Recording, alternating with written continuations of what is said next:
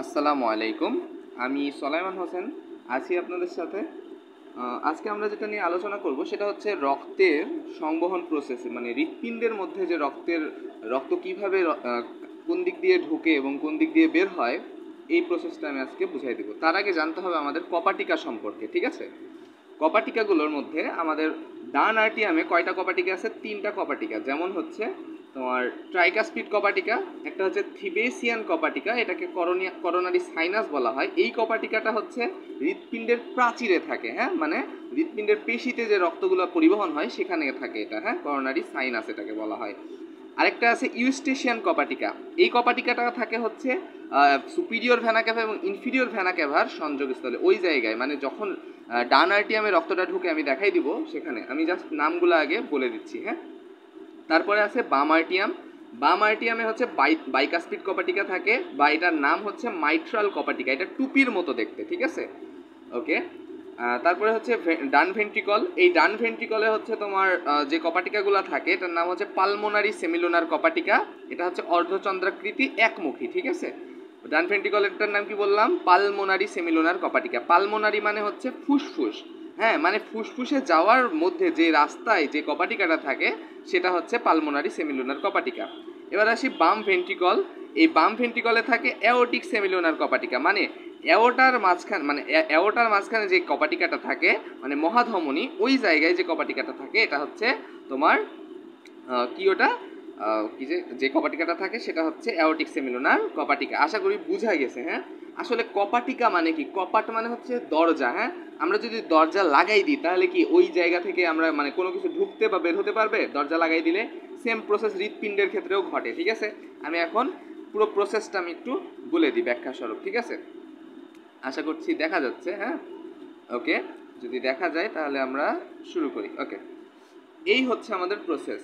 এটা হচ্ছে আমাদের এই দিক দিয়ে আমাদের কি, এটা হচ্ছে আমাদের সুপিরিয়র ভেনা ক্যাভা, ঠিক আছে? এটা সুপিরিয়র ভেনা ক্যাভা, এবং তোমার হচ্ছে এই দিক দিয়ে হচ্ছে তোমার ইনফিরিয়র ভেনা ক্যাভা, ঠিক আছে? এইটা হচ্ছে আমার ডান আর্টিয়াম। এই যে এখানে একটা কপাটিকা আছে না, এই যে দেখো দুইটা দরজার মতো না, এই দুইটা বন্ধ করা যায়, হ্যাঁ। এই কপাটিকার এতটুকু অঞ্চল হচ্ছে আমার কি ডান আর্টিয়াম, এবং এর নিচের যে অঞ্চলটা এতটুকু অঞ্চল আছে, এতটুকু আবার হচ্ছে ডান ভেন্ট্রিকল, ঠিক আছে?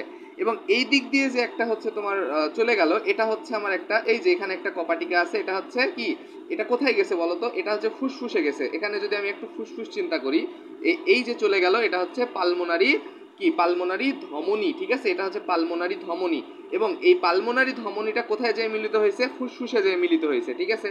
তার মানে কি, মানে এখানে কি দাঁড়াইলো? যে রক্ত সুপিরিয়র ভেনা ক্যাভা দিয়ে প্রবেশ করলো কোথায়? ডান আর্টিয়ামে প্রবেশ করলো, এবং এইখানে একটা কপাটিকা আছে। এই কপাটিকার নাম হচ্ছে কি? এই কপাটিকার নাম হচ্ছে ইউস্টেশিয়ান কপাটিকা। এই যে একটু আগে আমরা পড়ছিলাম, এই যে এখানে আছে ইউস্টেশিয়ান কপাটিকা। এই ইউস্টেশিয়ান কপাটিকাটাই এখানে থাকে। তখন কি, ওই যেই রক্তটুকু প্রবেশ করলো ওই রক্তটুকু আর বাইরে বের হতে পারবে না, ঠিক আছে? তারপরে এটা কোথায় আসলো? ডান আর্টিয়ামে আসলো, এবং যখন আসলো তখন এটা কি কার্বন ডাই অক্সাইড সমৃদ্ধ রক্ত না? অবশ্যই। তখন এই যে তোমার ট্রাইকাস্পিড কপাটিকাটা আছে এটা তোমার বন্ধ হয়ে গেল, হ্যাঁ। যখন কোথায় আসলো? ডান আর্টিয়ামে আসলো, তখন এটা বন্ধ হয়ে গেল, এবং যখন এটা হচ্ছে এবং একটু পরেই সেটা কি খুলে যাবে, তাই না?